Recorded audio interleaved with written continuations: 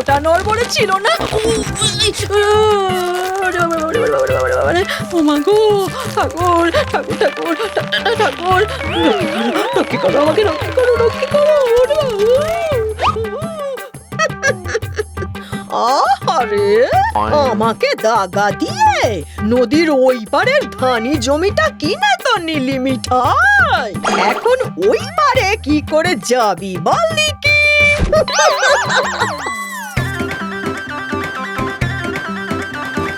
এইবার বন্ডাকে জব্দ করার মজা বোঝ।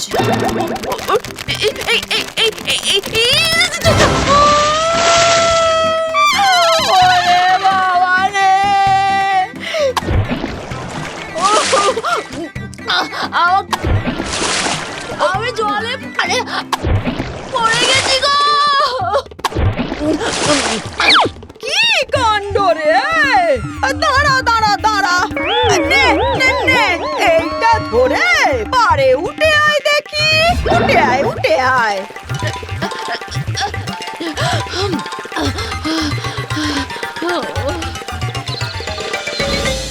একই রে মিঠাই, তুই আবার জলে পড়ে গেলি কি করে? এই দুর্বল সাঁকোর জন্য এমন নড়বড়ে সাঁকো দিয়ে কি আর নদী পারাপার করা যায়? এর কিন্তু একটা বিহিত করতেই হবে মোড়ল মশাই, না হলে আমি কিন্তু কি যেন আমি, হ্যাঁ, অনশন করব। এর একটা বিহিত করেই আমি ছাড়বো। হ্যাঁ ঠিক বলেছিস, আমার মনে হচ্ছে তুই এর বিহিত করতে পারবি। এই রে, মিঠাইকে দেখাতে গিয়ে বেশি বাড়াবাড়ি করে ফেললাম নাকি? তা আমাকে ঠিক কি কি করতে হবে মোড়ল মশাই? তুই আর মিঠাই জমিদার বাড়িতে গিয়ে দরবার করলেই কাজ হয়ে যাবে। আর মোড়ল মশাই এই সারা গায়ে জল কাদা নিয়ে, তবেই তো জমিদার মশাই সমস্যাটা বুঝতে পারবেন।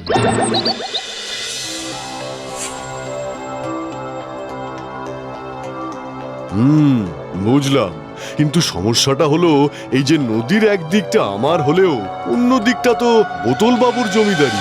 সে যাই হোক, এই সাঁকো বানানোর অর্ধেক খরচ তো আমি দিতেই পারি। উনি যদি বাকি টাকাটা দেন তাহলেই সাঁকো তৈরি হয়ে যাবে।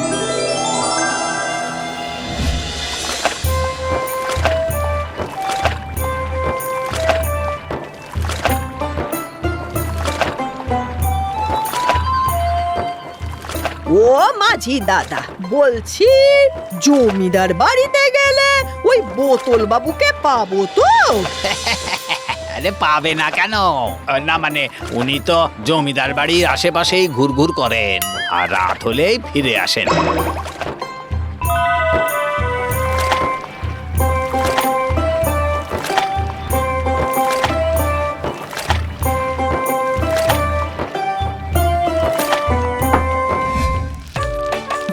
উনি কি খুব রাগী মানুষ? আর না না, রাগী হতে যাবেন কেন? তবে শুনেছি কোনো গোলমাল আর মিছে কথা নাকি একেবারেই সহ্য করতে পারেন না। ও, শুনেছো? মানে তাকে দেখোনি? না না, আমাদের কি আর জমিদার মশাই দেখা দেন? তবে তোমরা ভিনগা থেকে এসেছো শুধু ওনাকে দেখতে, তোমাদের ঠিকই দেখা দেবেন। ওই তো জমিদারের বাড়ি এসে গেছি। কি, এটা তো ভূতের বাড়ি মনে হচ্ছে। আমাদের কাজটা হলে হবে না কেন? যাও জমিদার বাড়িতে ঢুকে অপেক্ষা করো, উনি ঠিক সময়ে চলে আসবেন।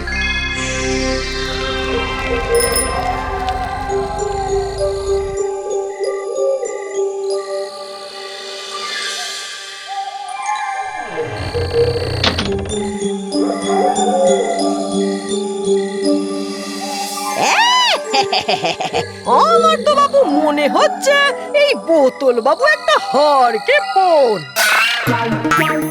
এই মিঠাই, আসার সময় যে দোকানটা দেখলাম না, ওখান থেকে মোমবাতি আর দেশলাই নিয়ে আয় চট করে। তুই ভয় পাবি না তো একা একা দিদি? না না, চোখ বুজে থাকবো।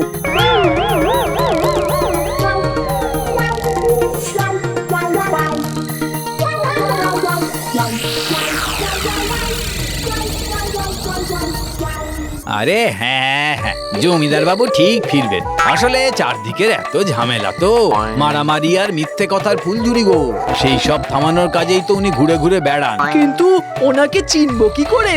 ওই রকম ভাঁটার মতো চোখ আর ঝাঁটার মতো গোঁপ দেখলে চিনতে পারার কোনো অসুবিধা হওয়ার কথা নয়। এই দাঁড়াও দাঁড়াও, এই নাও, এটা রাখো, কাজে লাগবে।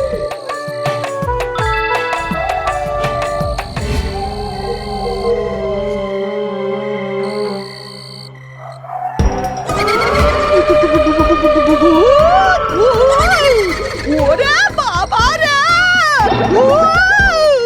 এই দিদি, দিদি ভয় পেলি কেন? আমি রে, আমি মিঠাই। উফ! এইভাবে কেউ আসে?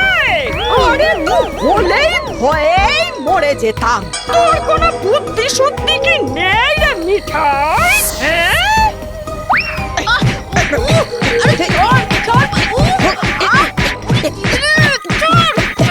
ছাড়বো? কেন ছাড়বো রে? হ্যাঁ?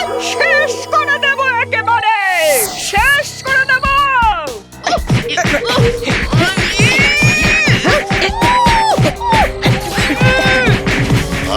আমার বাড়িতে এসে কারা এত ঝামেলা করছিস রে? তুই বোনে চুলোচুলি করছিস?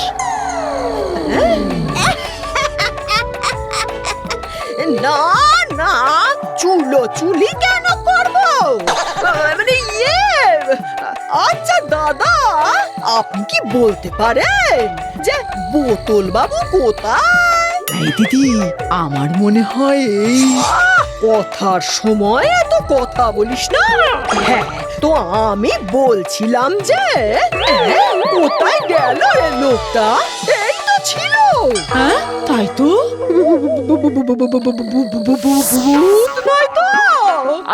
তুই না সেই তখন থেকে একই কথা বলে যাচ্ছিস। বলছি, ওই মুদির দোকানের লোকটা এই তেলটা দিয়ে বললো যে কাজে লাগবে। কেন বললো বল দেখি দিদি?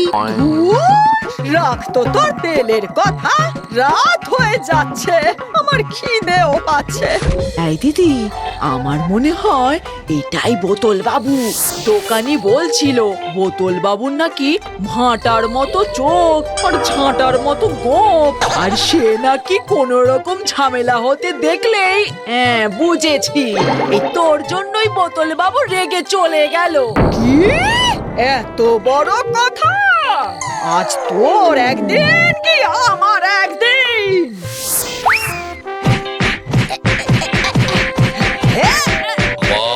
আবার ঝামেলা করছিস তুই। এইবার কিন্তু ঘাড় ধরে বের করে দেব। মানে না না না না। ও বোতল বাবু, আমরা তো আসলে ওই সাঁকো না, এটাই নির্ঘাত বোতল বাবু, তাই ঝগড়ার গন্ধ পেলেই চলে আসছে। কিন্তু আসল কথাটা তো বলা হলো না, কি করবো এখন? তুই হলি সব নষ্টের গোড়া। তোর জন্য বোতল বাবু এসেও চলে গেল, তোর জন্য দিদি, তোর জন্য। আমি? তাই? তোর এত বড় সাহস?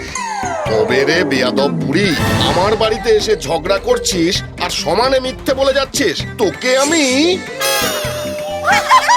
আরে দিদি, সত্যি কথা না বললে নাকি খুব রেগে যায় বোতল বাবু। ওরে বাবা রে!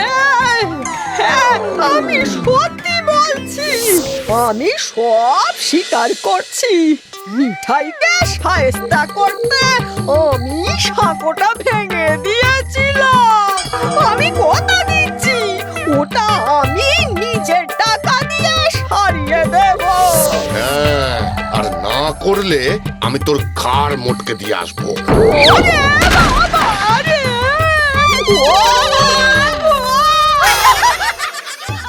ওরে বাবা রে! আমার কোমরটা গেল রে! দোকানির দেওয়া তেলটা গায়ে মেখে আমার তো পায়ের ব্যথা সব গায়েব হয়ে গেছে। যদি কিছু তেল থাকে আমি তোর কোমরে তেল মালিশ করে দেব। তবে হ্যাঁ, তুই কিন্তু সাঁকোটা সারিয়ে দিস, না হলে আবার বোতল বাবুর ভূত চলে আসবে।